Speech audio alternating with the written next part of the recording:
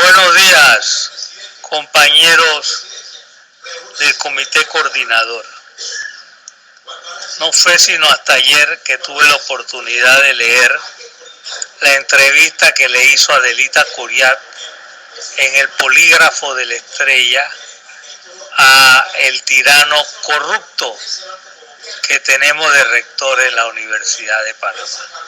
Esa entrevista, esas respuestas están plenas de contradicciones y de mentiras.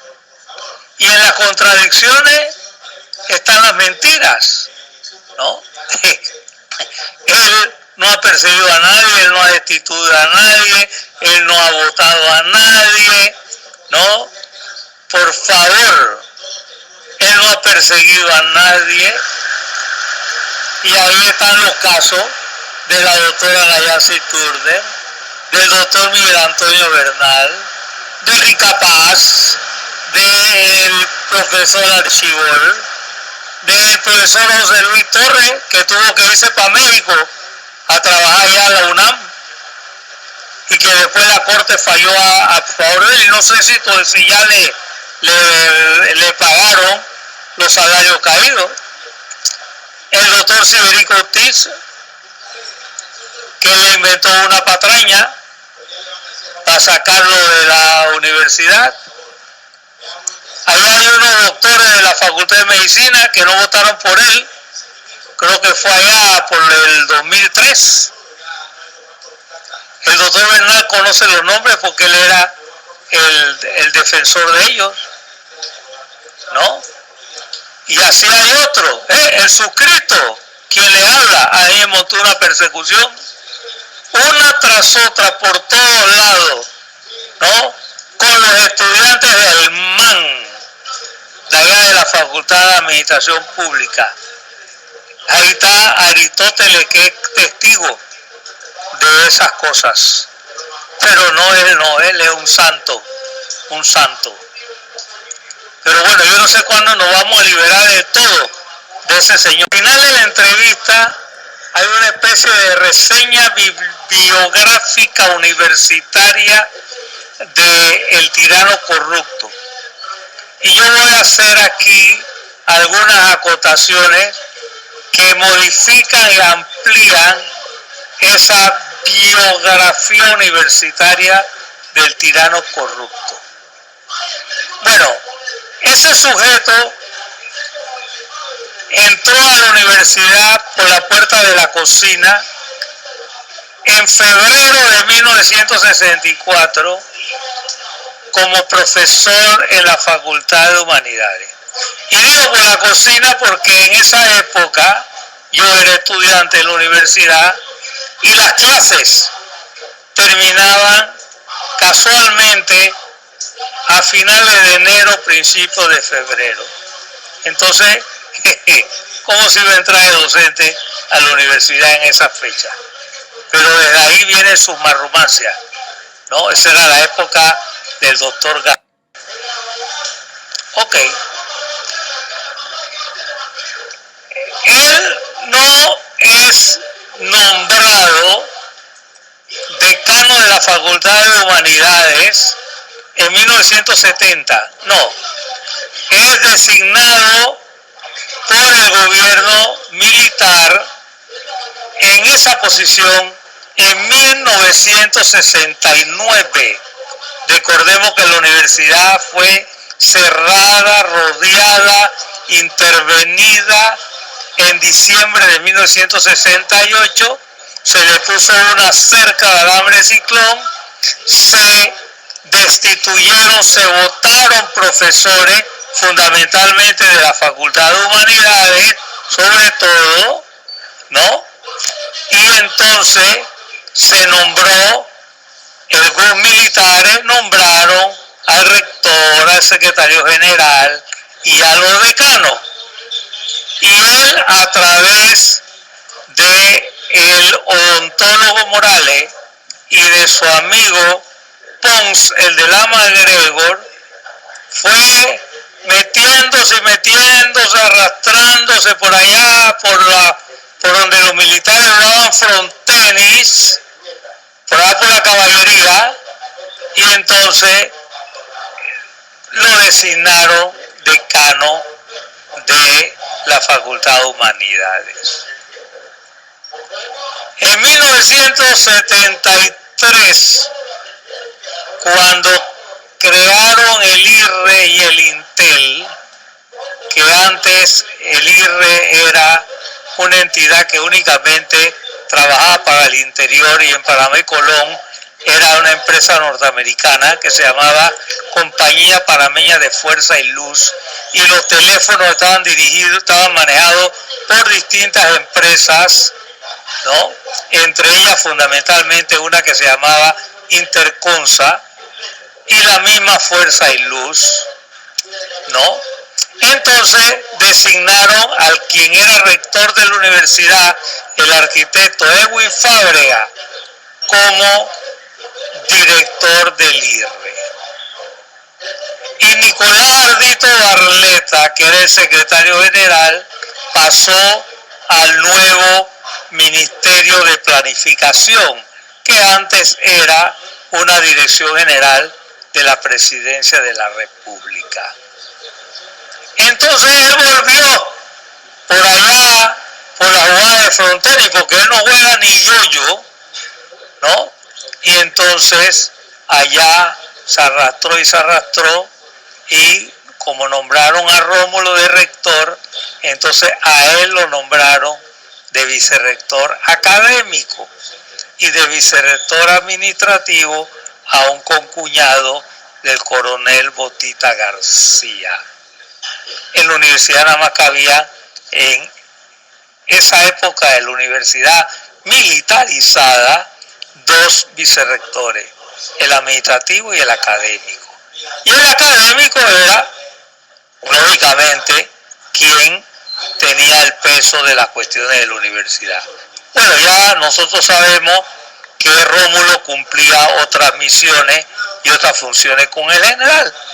Vino el tema de los tratados, Rómulo generalmente estaba fuera del país y quien manejaba la universidad era el vicerrector académico, el tirano corrupto de Gustavo. Desde ahí comienzan sus andanzas. Entonces Gustavo desde allí comenzaba a manipular al movimiento estudiantil, ¿no verdad? Los FER, ¿no? Carlos Llones, Herrera Morán, Compañía Limitada, los Wedenborg, la Dixon, los Guaycucho, ¿no? Etcétera, etcétera. A lo de la tendencia, no, porque las tendencias volaban por sí propios y eran parte del PRD. El PRD no existía todavía, pero volaban por sí mismos directamente con el general y el señor, creo que era coronel, ya teniente coronel Noriega. Así que por ahí él no funcionaba, ¿no? Bueno, de ahí fue. Después, bueno, ahí sí está toda la historia, lo nombraron en tal lado. Su amigo Rollo lo nombró de ministro, ¿no? Vino la huelga de los educadores, lo sacaron, creo que sin zapato, del despacho. El doctor Bernal sabe bien la historia, ¿no? Cuando lo sacaron de ahí, cuando lo echaron de allí, entonces los militares lo cogieron y lo llevaron, así como dice Adelita, hasta que terminó con la designación que le hizo el general Noriega como embajador en Brasil, del cual regresó luego de la invasión gringa y de los pañuelitos blancos.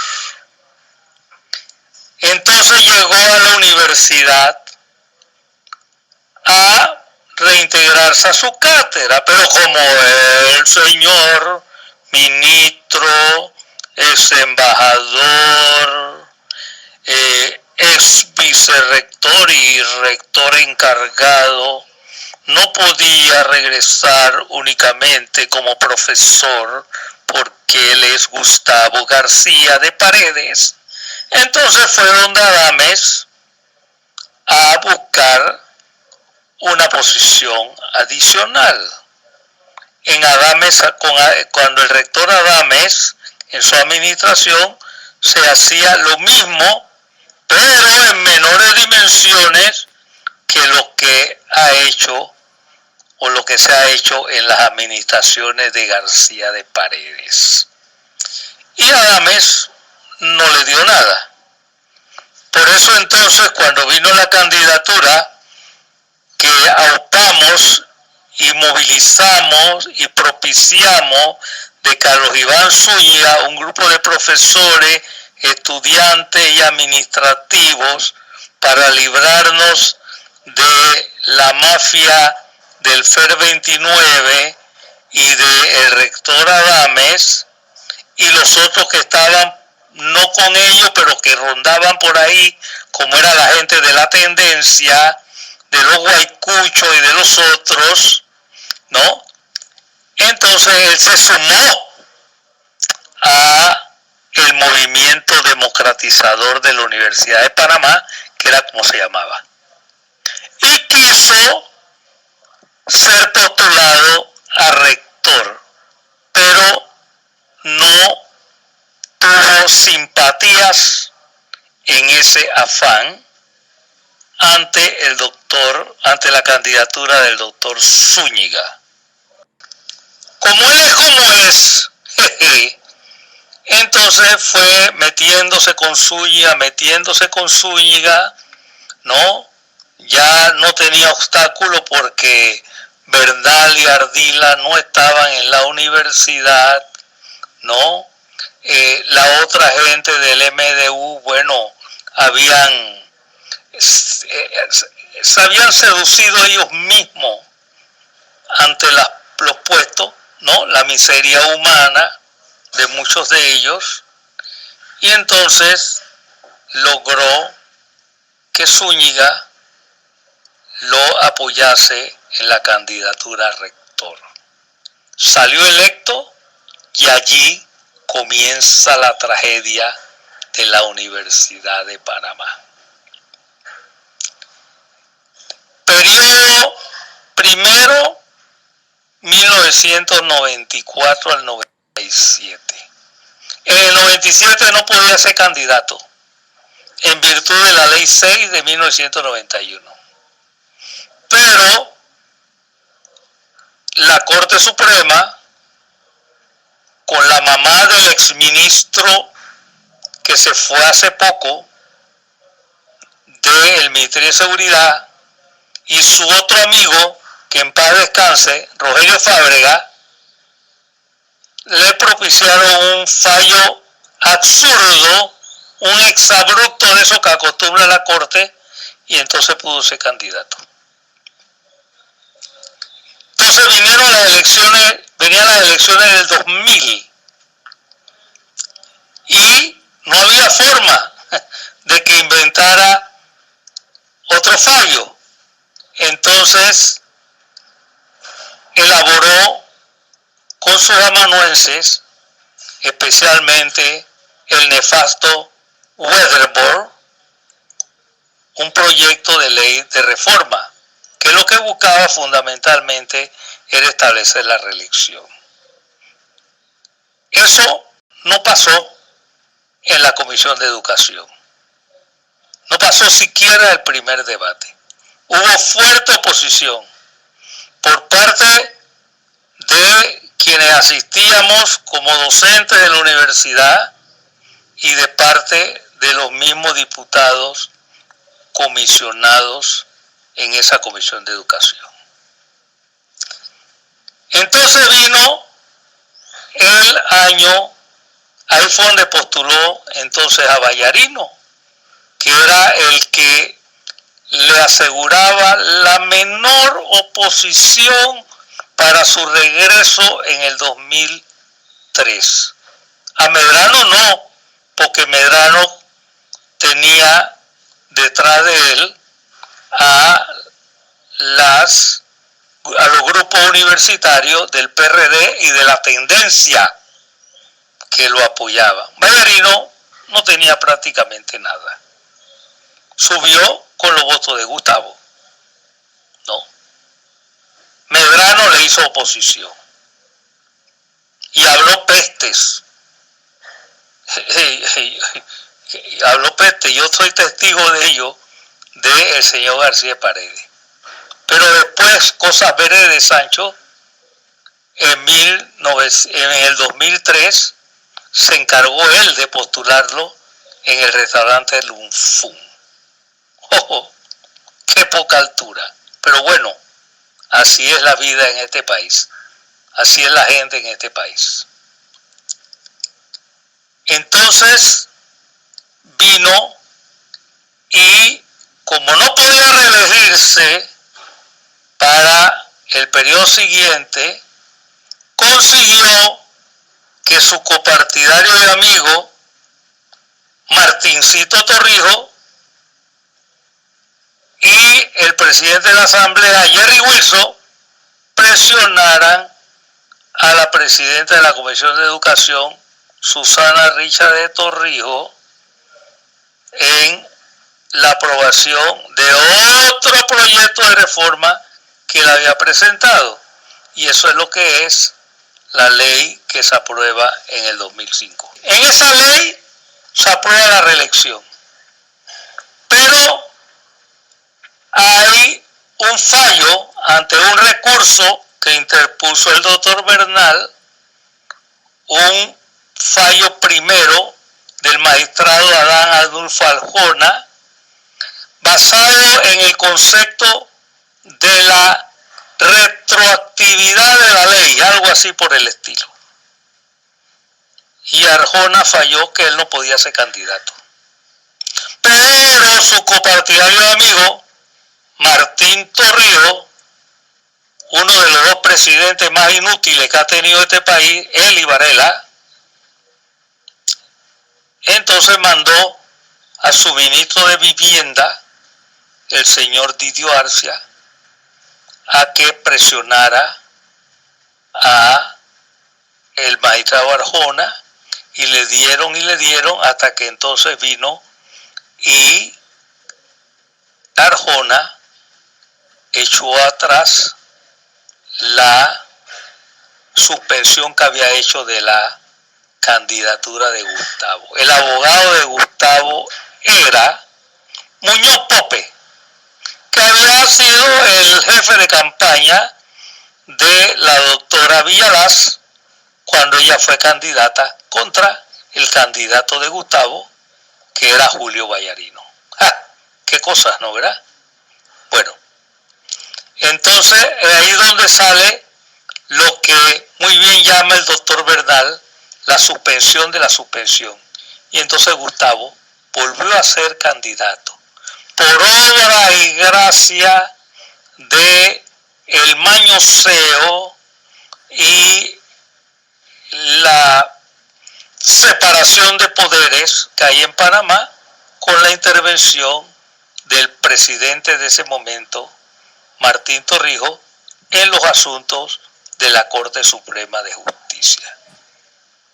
Y por último, en el 2010, su socio, Ricardo Martinelli, le modifica el artículo de la ley del 2005 que no le permitía la reelección, y entonces modifica ese artículo 34 de la ley y hace la reelección vitalicia. Y bueno, la diputada Ana Matilde Gómez presentó un proyecto que no fue ni siquiera prohijado en la comisión para solamente retornar el artículo 34 a el que estaba en la ley 24 de 2005. Pero repito, ya sabemos nosotros todos la historia, no fue prohijado gracias a los diputados y a todas las intervenciones del órgano ejecutivo, ¿no? Ahora no ha sido candidato porque algún arreglo tiene con el señor presidente Juan Carlos Varela. Porque qué coincidencia y bienvenida, porque es bienvenida. Digo, aunque no lo aplaudo, pero es bienvenida que el señor hermano del presidente, el diputado Popi Varela, haya ido a hablar con él allá y le haya dicho, usted no va más, no sé a cambio de qué, o en qué amenazas, ¿no? Aunque él diga que no, pero como decía el expresidente Arnulfo Arias, Vox Populi, Vox Dei, ¿no? Eso es la percepción y esa es la voz del pueblo. Y nosotros somos el pueblo, Movadú que es el pueblo, ¿no? Así que ahí es lo que tenemos. Y afortunadamente pues en estas elecciones no va, pero desafortunadamente ahí está todavía. ¡Ja! Y vamos a tenerlo allí, parece que hasta el 30 de septiembre, a menos que le dé el faracho que debe darlo y entonces pase a ser parte de las cajitas que se llevan los deudos. Esa es la otra parte que no está en la biografía de Adelita Coriaco. Chao.